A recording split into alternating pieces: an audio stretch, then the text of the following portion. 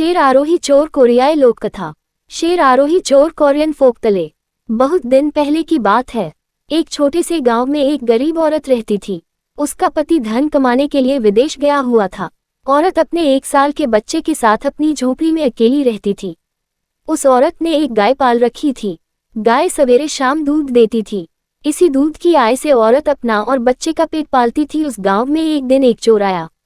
जब उसने पता लगाया तब उसे मालूम हुआ कि इस गांव में सिर्फ उसी औरत के घर में एक गाय है। उसने उस गाय को चुराने का निश्चय कर लिया। ये काम दिन में नहीं हो सकता था, इसीलिए वह रात्रि के आगमन का इंतजार करने लगा।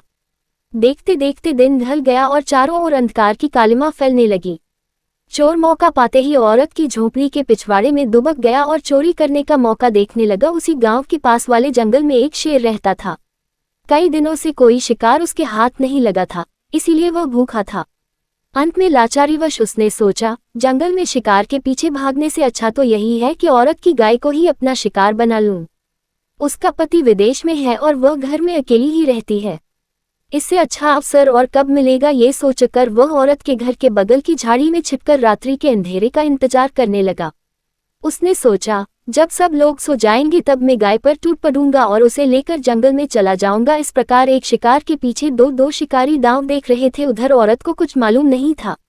उसने रात का भोजन खाया और बच्चे को सुलाने लगी, परंतु वह नन्हा सा बच्चा जोर जोर से रोता जा रहा था। माँ ने उसे बहुत मनाया, पर उसकी रुलाई बंद नहीं हुई। अंत में माँ ने बच्चे को डराने के उद्देश्य से कहा, चुप हो जा बेटे, नहीं तो बड़ा शेर तुझे उठा ले जाएगा। परंतु इसका असर भी बच्चे पर कुछ नहीं पड़ा।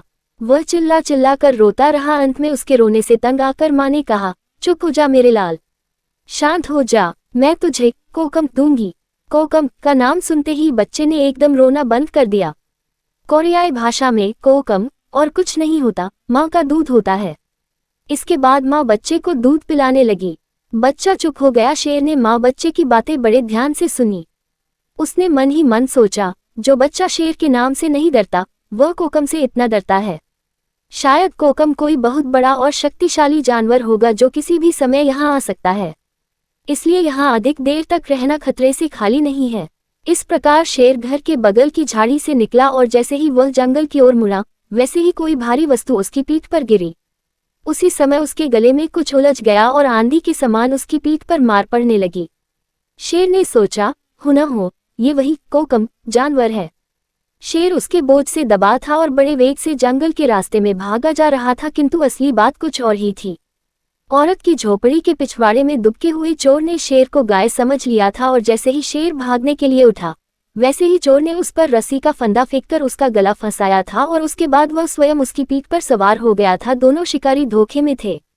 शेर समझता था कि कोकम उसकी पीठ पर सवार है और वह उस पर बेत बरसा रहा है, और चोर समझता था कि वह गाय पर सवार है और उसे मार रहा है। इस अजीब हालत में उस शेरवाहिनी चोर की दौड़ रात भर जारी रही।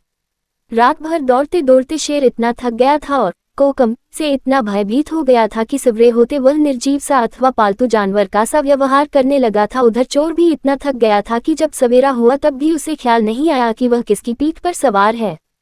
परंतु जैसे ही उसने गांव में प्रवेश किया वैसे ही गांव वाले उसकी मस्ती को देखकर अचरज में पड़ गए। सब लोग उसको घूर घूर कर देखने लग गए थे। सब लोगों को अपनी ओर घूरते देखकर चोर ने अपनी सवारी की ओर देखा। शेर को देखते ही उसके रोंगटे खड़े हो गए, परंतु वह साहसी था। उसने अपना डर भीतर ही दबा लिया और पहले जैसी शान से अपने घर का रास्ता पकड़ा।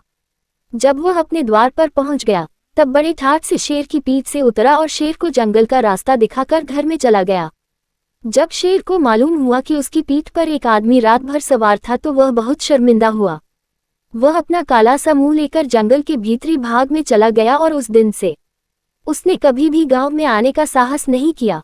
परंतु इस अजीब घटना ने गांव वालों में चोर का प्रभाव अत्यधिक बढ़ा दिया था। उस दिन से उसने ये डींग मारनी शुरू कर दी थी कि जंगल का वह शेर उसका साथी है और वह उसकी पीठ पर सवारी करने की सामर्थ्य रखता है।